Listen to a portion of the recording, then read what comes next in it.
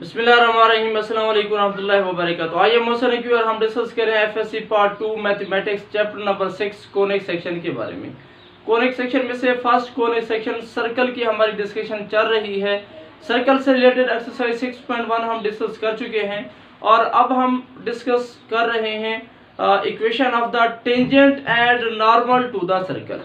भी हमारे पास अगर एक सर्कल हो तो उसका हम टेंजेंट और नॉर्मल कैसे बनाते हैं।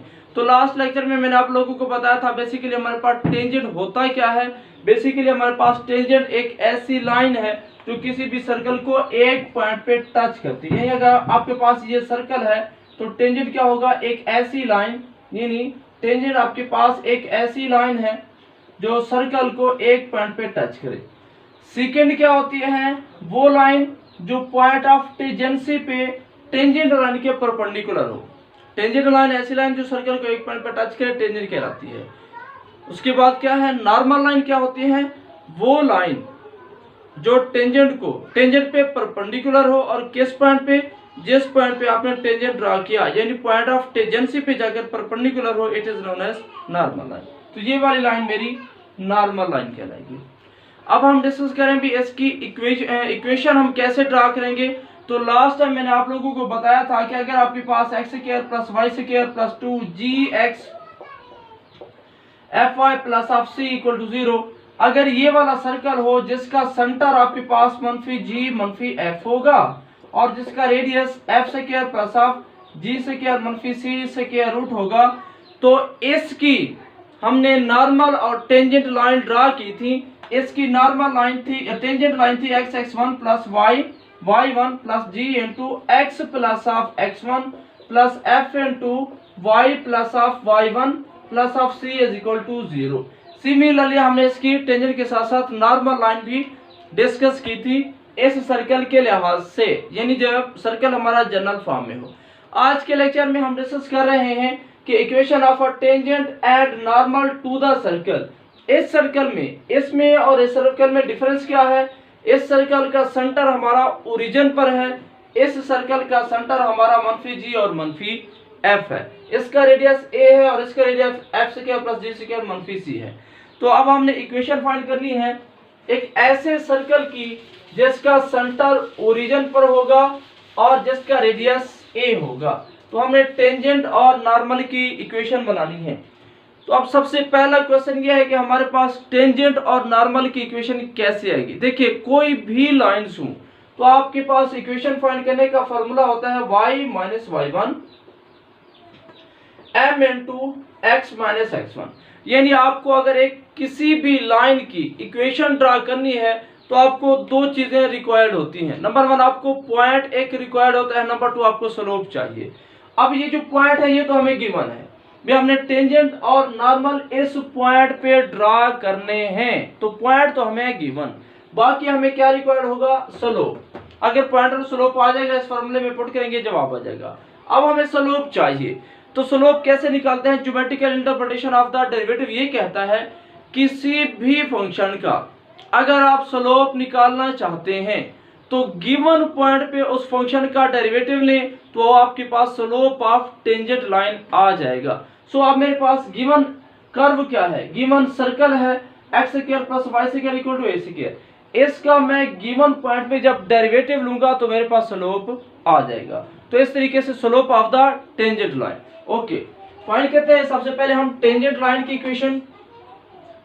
ठीक है, तो पहले मैं टेंजेंट लाइन की इक्वेशन ड्रा कर रहा हूं, तो उसके लिए मुझे स्लोप चाहिए। तो स्लोप के लिए मैं क्या करूंगा, इसका डेरिवेटिव लूंगा, स्लोप आ जाएगा। Taking derivative on both sides d by d x of x square plus of y का square is equal to d by d x of a का स्क्वायर। इसका मतलब ये हुआ कि एक्स स्क्वायर का डेरिवेटिव आएगा 2x plus of 2y dy और dx इक्वल टू कांस्टेंट के derivative 0। It means 2y dy over dx is equal to minus 2x। तो इसका मतलब ये है कि dy over dx is equal to मनफी 2x ओवर 2y। दिस सिंपलाई, आपने ये चीजें नीचे लिखनी है। This simply dy over dx equal to मनफी x ओवर y। नो अब derivative at the given point dy over dx at the given point x1 y1 is equal to minus x की जगह पे x1 पुट करें, y की जगह पे y1 put करें, which is the slope of tangent line. फिर ये जो हमारे पास है, ये मेरे पास स्लोप है किसका? टेंजेंट लाइन का। नो, क्योंकि हमने डेरिवेटिव का इंटरप्रिटेशन पढ़ा था भी, अगर आप गिवन पॉइंट पे किसी का डेरिवेटिव लेते हैं वो आपको स्लोप ऑफ टेंजेंट लाइन देता है। No, equation of a tangent line, भी टेंजेंट लाइन की इक्वेशन क्या होगी? हमें पता है कि इक्वेशन का फॉर्मूला होता है y मनफी y1 equal to m into x minus x1। तो यहाँ पे आप वैल्यू पुट करें पॉइंट और स्लोप की, it means y minus y1। अब चूंकि पॉइंट तो हमारा वही x1 y1 ही है, चेंज नहीं होगा, इक्वल टू m। स्लोप क्या है? स्लोप है माइनस x1 ओवर y1 मनफी x1 over y1 into x minus x1 cross multiply, y1 को इधर से मल्टीप्लाई करेंगे तो क्या आएगा? y1 माइनस y1 का square equal to minus x1 plus of x1 का होल स्क्वायर। दिस सिंपल है, एक जैसे में अलग करें तो x1 को आप इस साइड पे लेकर आए तो x1 plus y1, okay, x1 plus of y1 equal to क्या आएगा? x1 का स्क्वायर प्लस ऑफ, अब ये y1 का राइट साइड पे लेकर जाएंगे y1 का स्क्वायर, तो क्या आएगा आंसर? दिस सिंपल है, x1 plus of y1 is equal to a का स्क्वायर। अब ये a का स्क्वायर कैसे बना? देखें, x1 y1 हमारे पास क्या है? बेसिकली x1 y1 वो पॉइंट है जिस पे हमने टेंजेंट ड्रा करना है।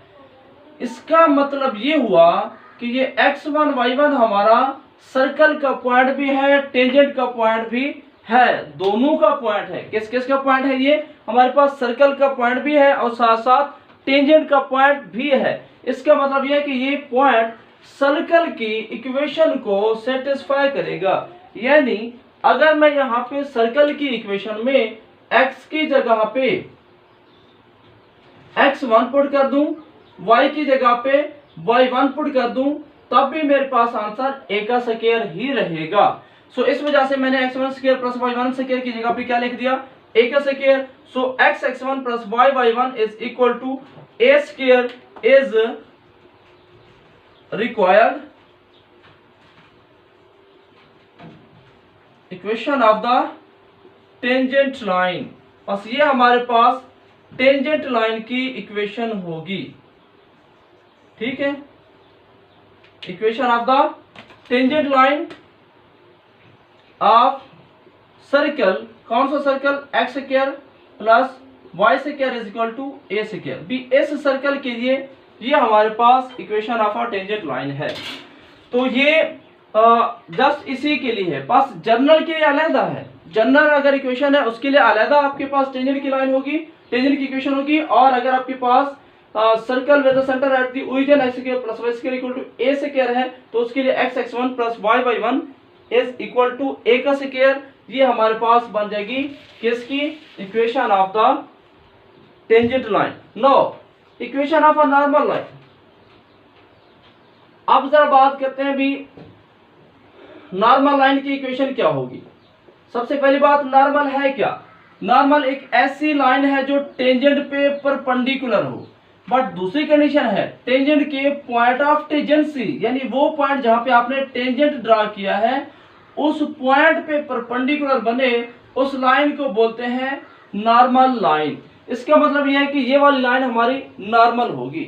अब जरा पॉइंट को गौर से देखें, हमें नॉर्मल की इक्वेशन फाइंड करनी है। तो मैंने आपको बताया किसी की भी आपने इक्वेशन फाइंड करना हो तो आपके पास फार्मूला होता है y मनफी y1 is equal to m into x मनफी x1। ये फार्मूला इक्वेशन फाइंड करने के लिए यूज होते हैं। तो इसके लिए हमें क्या चाहिए? पॉइंट और स्लोप। अब नॉर्मल की अगर बात करें तो नॉर्मल जो है वो टेंजेंट पे पॉइंट ऑफ टेंजेंसी पे परपेंडिकुलर है, यानी नॉर्मल लाइन इस पॉइंट से गुजरती है। इसका मतलब पॉइंट तो हमें है गिवन। अब मसला रहता है स्लोप का। भी हमें नॉर्मल की इक्वेशन फाइंड करने के लिए पॉइंट के साथ साथ स्लोप भी रिक्वायर्ड है। स्लोप कैसे निकालें? हमें पता है कि अगर हमारे पास टू लाइंस आपस में परपेंडिकुलर हों, इसका स्लोप m1 हो, इसका 2 हो, तो इनका जो प्रोडक्ट होगा, स्लोप का प्रोडक्ट हमेशा -1 होगा। यानी m2 का स्लोप निकालना चाहते हैं तो -1/m1। तो इसका मतलब ये है कि चूंकि नॉर्मल लाइन टेंजेंट पे परपेंडिकुलर है तो नॉर्मल का स्लोप टेंजेंट से आप निकाल सकते हैं, because we know that slope of tangent line is equal to -x1/y1। हमारे पास टेंजेंट का जो स्लोप आया था, स्लोप ऑफ टेंजेंट लाइन, वो था x1/y1। इसका मतलब ये इस फार्मूले के मुताबिक स्लोप ऑफ नॉर्मल लाइन, भी नॉर्मल का स्लोप क्या होगा, is equal to y1/x1। Normal का जो स्लोप होगा वो इसके रेसिप्रोकल होगा, यानी m2 का स्लोप इस m1 के रेसिप्रोकल होगा, साथ साथ मनफी भी लगेगा, क्योंकि पहले मनफी है, ये फार्मूले वाला मनफी, ये बन जाएगा प्लस। सो हमारे पास नॉर्मल लाइन का स्लोप आ गया y1/x1। इसका मतलब अब हम इक्वेशन ड्रा कर सकते हैं, क्योंकि हमें पॉइंट भी मिल गया और स्लोप भी मिल गया। Equation of a normal line, भाई नॉर्मल की अब इक्वेशन क्या होगी, फार्मूला क्या है, y-y1 equal to m into x minus x1। Value put कर दें, y-y1 is equal to m क्या है, y1/x1 into x-x1 cross multiply करें, x1 को y के साथ, x1y x1 को y1 के साथ, x1y1 इक्वल टू y1 को उससे मल्टीप्लाई करें y1x1। तो आप गौर से देखें, ये x1y1 आपस में कैंसिल हो जाएगा, क्योंकि माइनस क्या है, आप राइट साइड पे लेकर जाएंगे, प्लस का होकर कैंसिल हो जाएगा। बाकी क्या बचा, x1y इक्वल टू xy1। इसका मतलब आप यूं भी ले सकते हैं, y ये इधर डिवाइड कर दें, x और ये वाली टर्म उधर डिवाइड कर दें, x/x1 which is required equation of a normal line. ये हमारे पास नॉर्मल लाइन की इक्वेशन है of a circle, sorry to a circle x square plus of y का square is equal to a square. तो ये हमारे पास नॉर्मल लाइन इस सर्कल की एक्स जिसका सेंटर ओरिजिन पे है और रेडियस ए है। बस अब हमने क्या ड्रा किया कि अगर हमारे पास एक ऐसा सर्कल है जिसका सेंटर ओरिजिन पर होगा तो उसकी जो टेंजेंट की लाइन होगी, इक्वेशन होगी x1 plus y1 is equal to a का स्क्वायर। यहाँ पे ए रेडियस है, x1 y1 गिवन पॉइंट है। ये बात एक याद रखिएगा, दो पॉइंट होते हैं, एक होता है पासिंग, एक होता है कि एट द पॉइंट, यानी पॉइंट ऑफ द टेंजेंसी। तो ये x1 y1 हमारे पास पॉइंट ऑफ टेंजेंसी है जिस पे हमने टेंजेंट ड्रा किया हुआ है। So x1 plus y1 equal to a का स्क्वायर, और इधर से y और y1 equal to x over x1। ये हमारे पास नॉर्मल की इक्वेशन आ गई। तो हमने लास्ट लेक्चर में और इस लेक्चर में टेंजेंट और नॉर्मल की equations in the case of general form of the circle and in the case of a circle with the centre at the origin ये डिस्कस किया। इंशाल्लाह नेक्स्ट लेक्चर में हम इनसे रिलेटेड एक्सरसाइज 6.2 के कुछ क्वेश्चंस देखेंगे, फिर फर्दर टॉपिक को डिस्कस करेंगे। एट द एंड, अल्लाह हाफिज़।